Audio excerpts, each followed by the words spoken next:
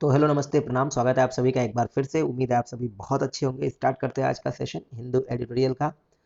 आज है 10 सितंबर और 10 सितंबर के एडिटोरियल में जो भी वर्ड्स होंगे हम उनको डिस्कस करेंगे। अगर आप बिगिनर्स हैं तो आप इस सेशन को बिल्कुल मिस मत कीजिए, पूरा सेशन आखिरी तक देखिए। और पूरे सेशन के आखिरी तक आप जितने भी वर्ड्स होंगे 15-20 जो भी वर्ड होंगे, आप उनके पार्ट ऑफ स्पीच को, उनके फंक्शन को, उनके यूजेस को समझ पाएंगे, उनके कॉन्टेक्स्ट को समझ पाएंगे। अगर आप टेलीग्राम पे जुड़ना चाहते हो तो आप यहाँ आ जाओ, इसके अलावा आप मुझे मेल कर सकते हो इस मेल आईडी पर। ठीक है, चलो स्टार्ट करते हैं आज का सेशन। पहला वर्ड है हमारे पास डिस्पैरिटी। क्या मतलब होता है? Difference, specially one connected with unfair treatment. समझना, जैसे आप देखते होगे क्लास में एक बहुत ही अच्छा बच्चा है और एक बहुत ही बुरा बच्चा है। बुरा इन द सेंस कि मतलब वो पढ़ने में कमजोर है और एक पढ़ने में बहुत तेज है।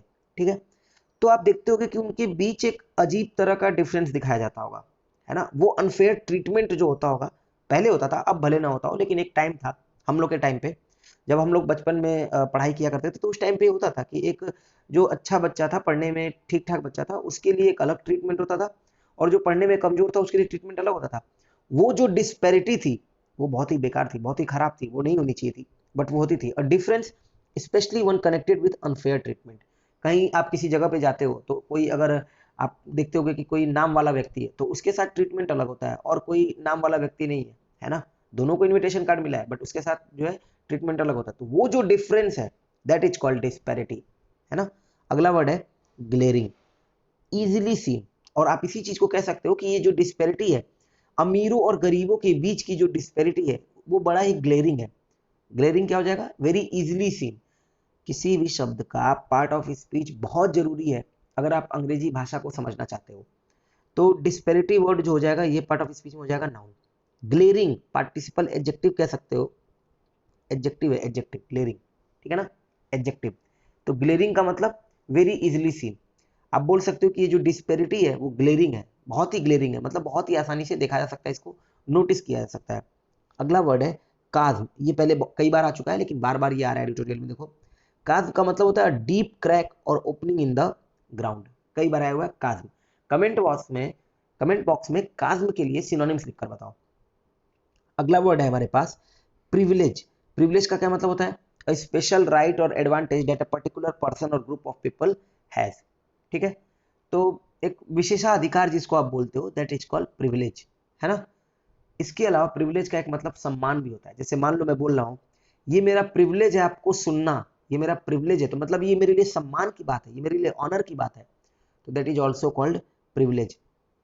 काज्म का पार्ट ऑफ स्पीच क्या हो जाएगा? क्योंकि डीप क्रैक की बात कर रहा था तो नाउन हो जाएगा। प्रिविलेज भी एक स्पेशल राइट की बात कर रहा हूँ तो ये नाउन हो जाएगा। हालांकि प्रिविलेज आप वर्ब की तरह भी यूज कर सकते हो। अगला वर्ड है स्टार्क। कोई भी चीज बड़ा ही अनप्लीजेंट है, रियल है, इम्पॉसिबल टू अवॉइड है, तो दैट इज कॉल्ड स्टार्क। जैसे मैं कह दूं आजकल के टाइम पे, आज का टाइम जो चल रहा है इस टाइम पे, कह दूं एक टाइम के लिए कि कोरोना से बचना बहुत मुश्किल है, तो ये एक स्टार्क फैक्ट है। स्टार्क फैक्ट मतलब अनअवॉइडेबल फैक्ट, एक रियल फैक्ट, एक अनप्लीजेंट फैक्ट, मतलब जो एक मतलब होना ही है, तय है कि होना है, इससे बचना मुश्किल है ना, इनस्केपेबल है। तो स्टार्क फैक्ट मैं बोल रहा हूँ, स्टार्क फैक्ट। तो फैक्ट हो गया नाउन और स्टार्क हो गया एडजेक्टिव। तो पार्ट ऑफ स्पीच का क्या हो गया? एडजेक्टिव। कोई बहुत खराब चीज है तो उसके लिए आप स्टार्क यूज कर सकते हो। अगला वर्ड है एलेक्रिटी। एलेक्रिटी का मतलब क्या होता है? तत्परता, ग्रेट विलिंगनेस और इंथुजियाज्म। किसी भी चीज के लिए जो आप तत्परता दिखाते हो तो वहां पे आप यूज कर सकते हो विथ ग्रेट एलेक्रिटी, है ना, विथ एलेक्रिटी। मैंने उस अपॉर्चुनिटी को पकड़ा, मुझे एक मौका मिला और मैंने बड़े एलेक्रिटी के साथ, आप बोलते हो ना, बहुत ही तत्परता के साथ मैंने उस मौके को जकड़ लिया, ग्रैस्प कर लिया या फिर ग्रैब कर लिया, दोनों हाथों से लिया, लीप एट किया, है ना। तो वो चीज है एलेक्रिटी, तत्परता, जो आप उत्साह दिखाते हो उस काम के लिए। अगला वर्ड है, ये इडियम है डीलब्ल्यू टू। डीलब्ल्यू टू का मतलब होता है कोई चीज बहुत शॉकिंग है, बहुत ही हार्मफुल है, तो दैट इज कॉल्ड डीलब्ल्यू टू। एपीजे अब्दुल कलाम की जो डेथ की न्यूज थी, वो पूरे भारत के लिए, कह लो पूरे विश्व के लिए भी कह सकते हो, वो क्या थी? एक शॉकिंग न्यूज थी, बहुत ही ज्यादा शॉक करने वाली थी। तो that was deal a blow to, है ना, dealt a blow to. The death of Abdul Kalam dealt a blow to the whole nation, आप ऐसे बोल सकते हो। डील अ ब्लो टू का मतलब होता है कोई चीज बहुत शॉकिंग होना। मैं बार बार कह रहा हूँ कि शब्दों को समझना, उनके फंक्शन को समझना बहुत जरूरी है। एलेक्रिटी के लिए पार्ट ऑफ स्पीच हो जाएगा नाउन, तत्परता जो आप दिखाते हो। अगला वर्ड है leverage. The ability to influence what people do, यानी कि प्रभाव, प्रभाव, जैसे मैं कह लूँ पॉलिटिकल लिवरेज दिखा रहे हैं अपना, ये पॉलिटिकल लिवरेज मतलब पॉलिटिकल इन्फ्लुएंस दिखा रहे हैं। मेरे घर के सामने एक सड़क बन रही है और यहाँ पे काफी एक दो नेता हैं जो मोहल्ले के, वो आते हैं और वो अपना प्रभाव दिखाने की कोशिश करते हैं, तो उनका पॉलिटिकल लेवरेज, लेवरेज मतलब प्रभाव, पार्ट ऑफ स्पीच नाउन।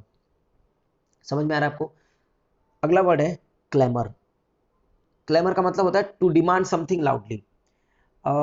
ऐसे समझ लो कि सदन में या फिर कोर्ट में कोई जा रहा हो, है ना, और उसने बहुत ही हीनस क्राइम कर रखा है, बहुत ही घिनौना क्राइम कर रखा है, तो लोग चिल्लाएंगे बाहर से ही, फांसी दो फांसी दो फांसी दो, मीडिया वाले रोक रहे होते हैं फांसी दो, तो वो क्लैमर होता है।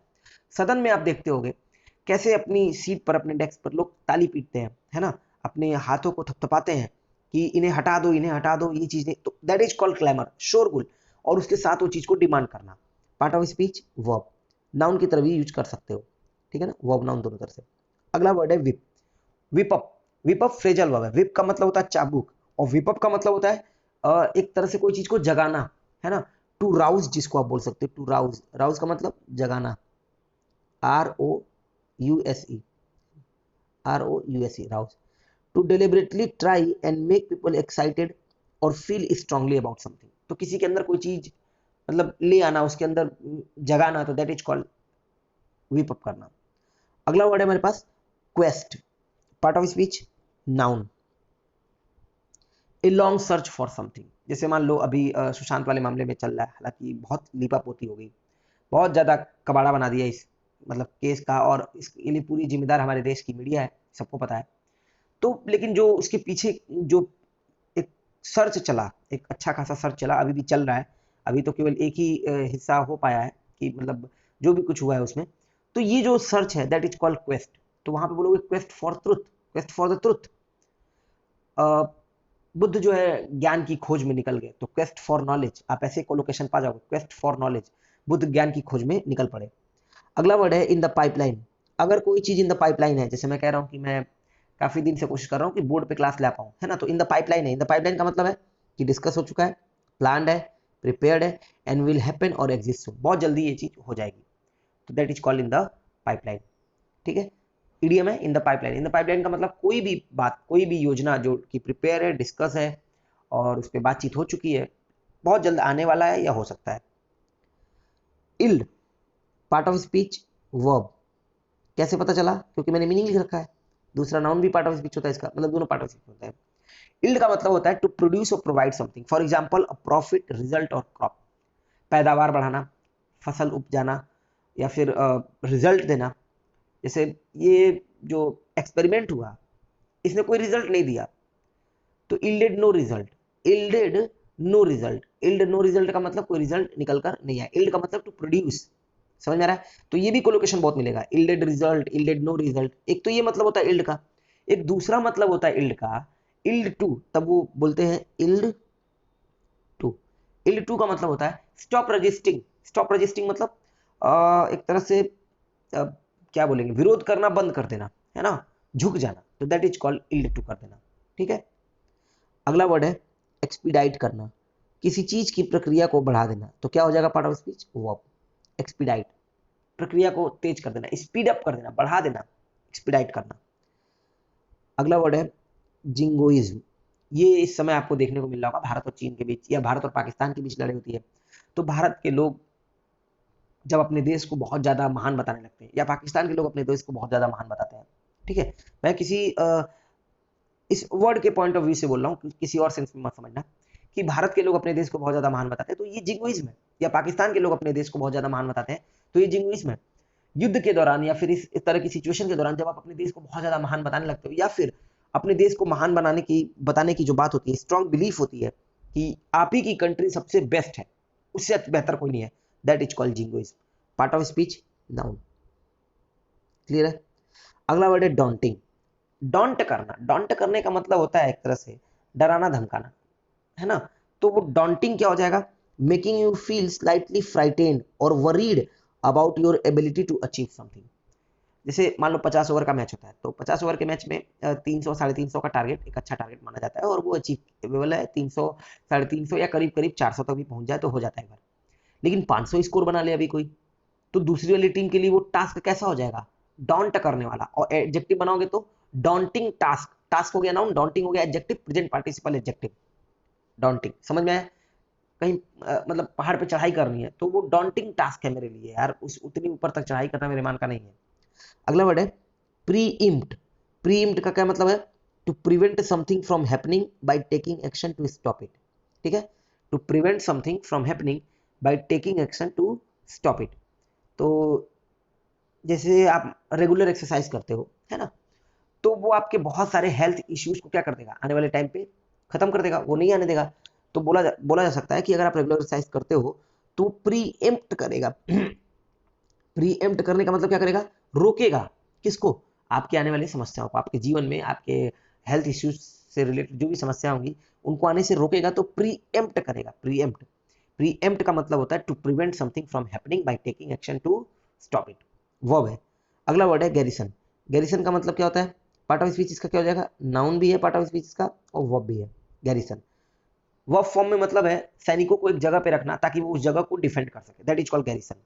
To put soldiers in a place in order to मतलब के उद्देश्य से, डिफेंड इट फ्रॉम अटैक। या नाउन फॉर्म में उन जो सोल्जर्स का ग्रुप होता है उसको बोल लो, या फिर वो जगह को बोल लो गैरिसन। फिर समझना, गैरिसन का मतलब होता है, मान लो ये जगह जहाँ पे मैं हूँ, यहाँ पे मैं कुछ सैनिकों को लेकर रख दूँ ताकि वो इस जगह को डिफेंड कर सके, that is called garrison. Verb form हो गया। नाउन फॉर्म में वो जगह गैरिसन बोली जा सकती है, या उनका ग्रुप जो है वो गैरिसन बोला सकता है, कि garrison of troops, garrison of 1200 troops, तो ऐसे बोला सकता है, ठीक है ना, जो भी ट्रुप्स है। तो ये आज के वर्ड थे। उम्मीद है कि आपको सेशन बढ़िया लगा होगा। करीब 20 से 25 वर्ड आपको मिले होंगे, ठीक है, 20 वर्ड होंगे मेरे हिसाब से। तो ये जो वर्ड्स थे, अगर आप इनके फंक्शन को, इनके पार्ट ऑफ स्पीच को समझ रहे हो, सेशन बढ़िया लगा हो, तो एक बार कमेंट बॉक्स में जरूर बता दिया करो। मैं बार बार ये कहता हूँ कि आपके कमेंट ही मेरे इस सेशन के लिए, मतलब आप जो कह लो, आप जो दे सकते हो वो है। और सेशन को शेयर कर दिया करो, वीडियो को जितना शेयर कर सकते हो। आज के लिए इतना ही है, नेक्स्ट सेशन में फिर मिलेंगे। तब तक के लिए अपना ध्यान रखिएगा। आप सभी लोगों को बहुत बहुत धन्यवाद।